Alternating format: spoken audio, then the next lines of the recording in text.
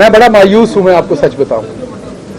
ये अगर तो हमें पूरी तरह से एम्पावर करके हुकूमत आई तो हम कर सकेंगे, अगर कमजोर हुकूमत आई तो मुश्किल होगा, क्योंकि यहां की अशराफिया ने पंजे गाड़े हुए हैं। अशराफिया एक दूसरे को बचाती है, वरना मॉडल टाउन का इंसाफ ना हो जाता, वरना दूसरी चीजों का इंसाफ ना हो जाता। इसलिए ये जहन में रखिए कि हमें एक नए सोशल और अदालती कॉन्ट्रैक्ट की जरूरत है, जिसमें हम बड़े और छोटे को बराबर डील करें, एक जैसी सजाएं दें। फिर इन जानवरों ने बंद होना है, वरना ये जो पुलिस के अंदर हमने काली भेड़ें भर्ती कर रखी हैं, इन्होंने लोगों के साथ ऐसे ही करना है। मैं सिर्फ चीफ जस्टिस ऑफ पाकिस्तान साहब के सामने ये बात रखना चाहता हूं कि आपको पाकिस्तान की मिडिल क्लास के लिए खड़ा होना पड़ेगा। आप नहीं खड़े होंगे तो और कोई खड़ा नहीं होगा। के लिए जो शहीद हुए लाहौर के अंदर, आप सबको पता है,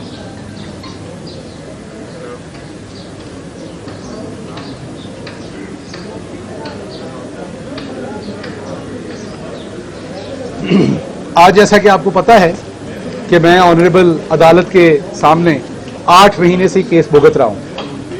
ये केस है क्या आप सबके लिए? ये केस ये कहता है, मेरे पे एक्विजिशन ये है कि मैंने पाकिस्तान के एक दफाई इदारे के अंदर बगावत करवाने की कोशिश की और मैंने ये स्टेटमेंट दी कि अफसरान जो है वो किसी का गैर कानूनी अहकामात ना माने।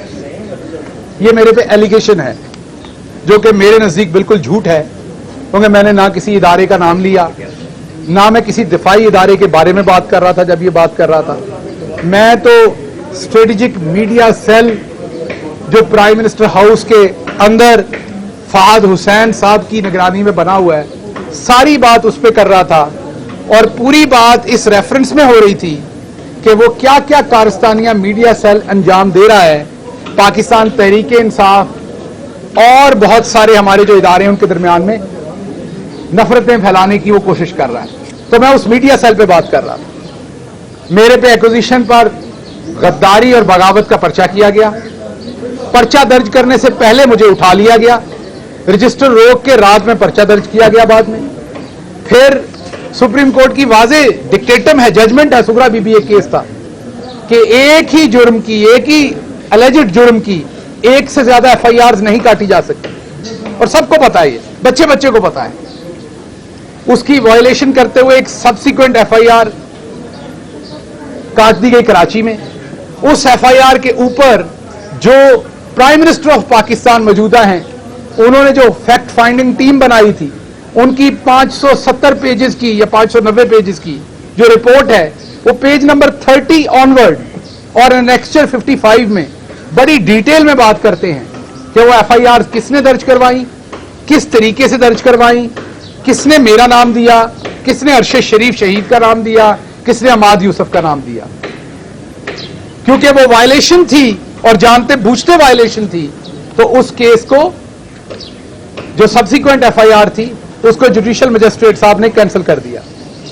लेकिन उसमें मेरे एक को अक्यूज को पकड़ा गया, अमाद यूसुफ जिनका नाम है, वो उसी फैक्ट फाइंडिंग जो रिपोर्ट है उसके अंदर लिखा हुआ है, और उन पर तशद्दुद किया गया, उनको पकड़ा गया, वो उनका क्लेम है, उन पर तशद्दुद किया गया और बाद में उनको डिस्चार्ज कर दिया जज ने मल्टीपल रीजन से। और एफएफ जो रिव्यू है, फैक्ट फाइंडिंग रिव्यू जो रिपोर्ट है, सॉरी रिव्यू कह दिया मैंने, उसके अंदर वाजे लिखा हुआ है एसएचओ का बयान कि उसने अपने एसपी को कहा कि अंडर सीआरपीसी 196 196 के तहत ऐसे तमाम जुर्म जो आपने रियासत के खिलाफ किए हों, उसमें वफाकी हुकूमत या सूबाई हुकूमत की इजाजत पहले दरकार होती है, जो उस एफआईआर में नहीं थी।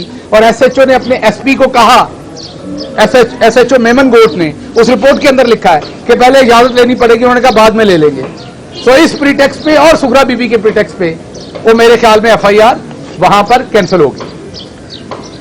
अब आपको पता है कि अरशद शरीफ शहीद को मुल्क से जाना पड़ा इसी एफआईआर के फौरन बाद।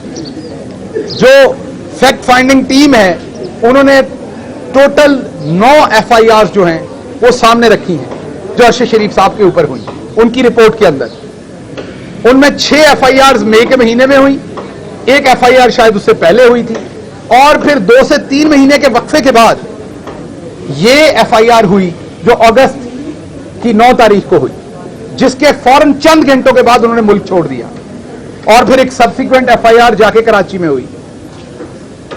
सो फैक्ट फाइंडिंग टीम ने यह वाजे किया कि कंपेलिंग रीजन लगता है जो उनके ऊपर क्रिमिनल केसेस किए गए, और उसमें बड़ी सारी बातें, मैं उनके मेरिट्स पे नहीं जाऊंगा, लेकिन ये उसमें बड़ा वाजे लिखा हुआ है कि कंपेलिंग रीजंस में ये जो केसेस किए गए ये भी थे, जिसकी वजह से इवेंचुअली उनकी शहादत हुई।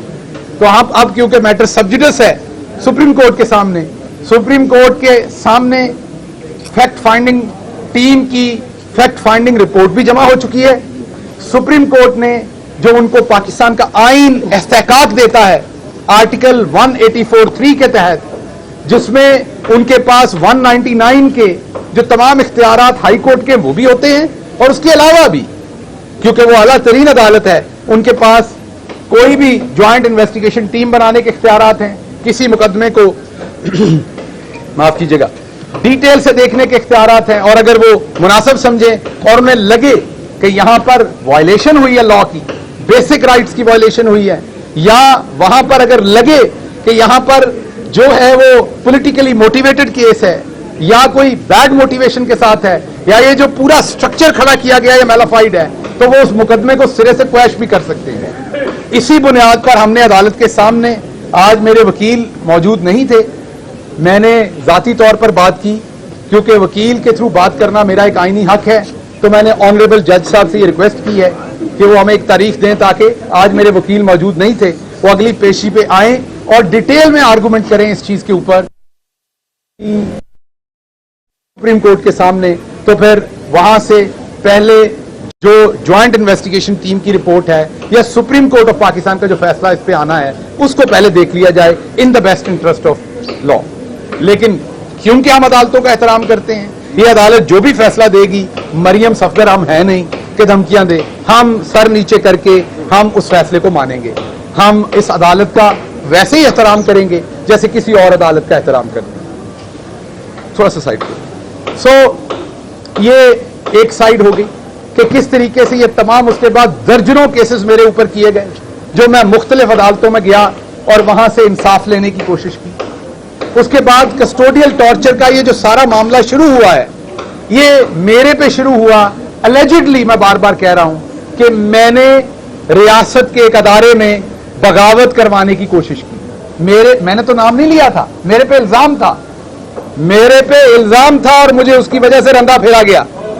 लेकिन आपके डिफेंस मिनिस्टर ने 2 रातें पहले शाहजेब खानजादा के शो के अंदर ये डायरेक्टली कह दिया, मैं उनके लफ्ज कोट कर रहा हूं, मैं खुद से नहीं कह रहा, उनके जो लफ्ज हैं वो ये हैं, जब वो जनरल फैज और जनरल बाजवा की रिटायर्ड दोनों जनरल साहबान उनकी बात कर रहे थे कि कोर्ट मार्शल होना चाहिए कि नहीं, तो उन्होंने कहा कि जनरल फैज साहब को या आर्मी के ऑफिसर्स को अगर गैर कानूनी ऑर्डर है तो वो नहीं मानना चाहिए। मेरे पे अलेज किया गया, मैंने नाम नहीं लिया किसी अदारे का, मैंने किसी दिफाई इदारे की बात नहीं की थी, मेरे पे अलेज करके, क्योंकि मैं एक आम आदमी हूं, क्योंकि मैं अशराफिया से नहीं हूं, क्योंकि मेरे पास सिफारिश नहीं है, क्योंकि मेरे बड़ी बड़ी जगहों पे कांटेक्ट नहीं है, क्योंकि मेरे पास बड़े बड़े वकीलों को देने की फीस नहीं है, क्योंकि मेरे पास पूरे के पूरे टेंटिकल्स नहीं है, क्योंकि मैं रात को मैसेज करके हारा हुआ हल्का जीत नहीं सकता ख्वाजा आसिफ की तरह, क्योंकि मेरे बाप दादा सियासत के अंदर नहीं है, क्योंकि मैंने मिलें और फैक्ट्रियां नहीं बनाई हुई, क्योंकि मैंने गोल्फ कोर्सेज के ऊपर कब्जे करके हाउसिंग अथॉरिटीज नहीं बनाई, क्योंकि मैंने किकबैक्स नहीं ली, क्योंकि मैंने अपने डीसी एसी अपनी मर्जी के नहीं लगवाए, क्योंकि मैं एक माफिया का हिस्सा नहीं हूं, इसलिए मैंने तो नहीं कहा, और मेरे ऊपर केस बना के पिछले 8 महीने से मुझे रगेदा जा रहा है। और उसने बबांगे दोहल टेलीविजन के ऊपर कहा, जो हमारा डिफेंस मिनिस्टर, और यही नहीं कहा, मैं रिपीट नहीं करूंगा वो अल्फाज, क्योंकि मुझे अपने इदारों से प्यार है, लेकिन इसी शख्स ने पार्लियामेंट के फ्लोर के ऊपर हड्डियों और गुदे का एक बयान दिया था। इन्हीं के एक्स स्पीकर ने एक बयान दिया था, मैं वो रिपीट भी नहीं करूंगा क्योंकि वो मेरे मुल्क की शान के खिलाफ है। इन्हीं के एक एक्स स्पीकर ने पार्लियामेंट के अंदर बयान दिया था हमारे इदारों के खिलाफ। इनको तो कोई नहीं पूछता, इनके ऊपर पता नहीं कौन सा, पता नहीं सीआरपीसी कोई और है, पता नहीं इनके ऊपर आइन के आर्टिकल कोई और है, पता नहीं हमारे ऊपर आइन के आर्टिकल को और है। फिर लगता कि हैं और बिकॉज हम आम लोग हैं, क्योंकि हम आम आदमी हैं, जो आइन में नहीं भी लिखा हुआ वो हम पे इंप्लीमेंट करना है, क्योंकि हमारी आवाज नहीं है, क्योंकि हमारे साथ जो भी कर लो उसका कोई नतीजा नहीं भुगतना पड़ना कल को। जिन्होंने झूठे मुकदमे किए उन्हें कोई डर नहीं है, इन पे करे ना जरा। ये जब हुकूमत में आते यही राणा सनाउल्लाह साहब ने धमकियां नहीं दी थी, इन्होंने नहीं दी थी ये धमकी कि जो फैसला करेगा उसको देख लेंगे। इन्होंने जजेस को धमकियां नहीं दी, इन्होंने ब्यूरोक्रेट्स को धमकियां नहीं दी कमिश्नर का नाम लेके, आईजी का नाम लेके, क्योंकि वो लोगों को पता है कि उनके साथ क्या करेंगे, इसलिए वहां पर जलते हैं। हमारे जैसे मिडिल क्लास वाले को फड़का के रख दो, क्या फर्क पड़ना है? कौन सा कोई आपको कीमत अदा करनी पड़नी?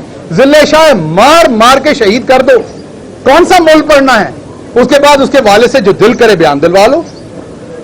सलाम है उस वालिद को, सलाम है उस मां को जिसने अपने मीगर हालात के अंदर एक बेटे को परवान चढ़ाया, जो एक स्पेशल चाइल्ड था, दूसरे लफ्जों में मैं कहूंगा दरवेश था, सबसे मोहब्बत करने वाला था, और उसको वतन पे निछावर कर दिया और फिर उफरी किया। अपनी मजबूरियों की वजह से जो उन्हें स्टेटमेंट देनी पड़ी वो भी आपके सामने है, जो उसकी रिपोर्ट है वो आपके सामने है, क्या कुछ हुआ है। लाहौर की पुलिस ने उस बच्चे के साथ क्या किया वो आपके सामने है। तो इसलिए मैं सिर्फ चीफ जस्टिस ऑफ पाकिस्तान साहब के सामने ये बात रखना चाहता हूं कि आपको पाकिस्तान की मिडिल क्लास के लिए खड़ा होना पड़ेगा। आप नहीं खड़े होंगे तो और कोई खड़ा नहीं होगा।